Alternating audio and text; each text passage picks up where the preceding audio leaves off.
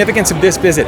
President Biden and carries with on Air Force One, as an American and an Israeli, the symbol of freedom and democracy wherever Air Force One travels. So for me, this is actually the second time I'm getting to cover an Air Force One landing.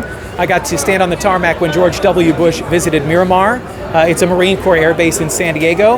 And whether you're a Democrat, Republican, Independent, or what your political persuasion is, when Air Force One touches down, it's moving, it's majestic. So I'm excited to be here and to witness it again firsthand. Okay, but after the excitement, do you think that we're going to see President Biden and his people pressuring Israel for more concessions, for more gestures towards the Palestinians? I'm not a political correspondent. I'm a news correspondent, but I am an observer of what's going on. And I do know, just reading the tea leaves and reading the polls, that President Biden comes here to Israel politically weak. He's got a very weak hand.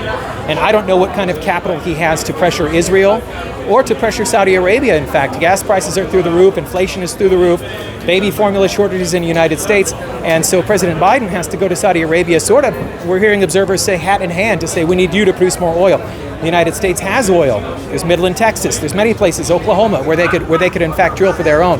So the question is, what can he do, or will he put pressure on Israel?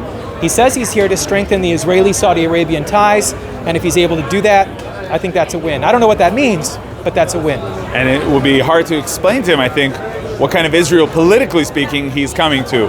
It's hard to sometimes even explain what specific situation is going on here. Well, it's changed, and it's changed dramatically, right? Since we've had the signing of the Abraham Accords, we have President Trump delivered peace treaties with 4 Arab, nations, Arab Israelis. So, if Saudi Arabia would say publicly they're going to sign on to the Abraham Accords on this visit, that's a huge win. Whether you're a Democrat or Republican, that is the mother of all Middle East peace deals. That would be huge.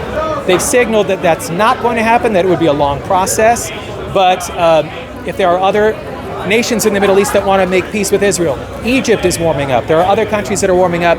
That's only a good thing for this region and for the United States.